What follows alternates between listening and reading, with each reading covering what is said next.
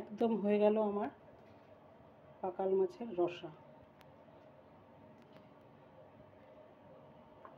তোমরা যদি এই মাছ খেয়ে থাকো, কিভাবে রান্না করো অবশ্যই আমাকে জানিও।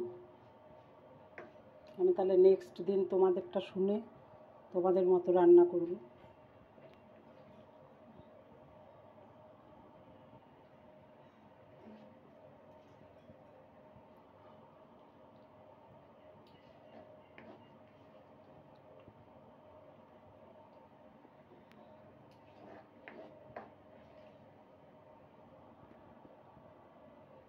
অবশ্যই কমেন্টে বলো কেমন হলো,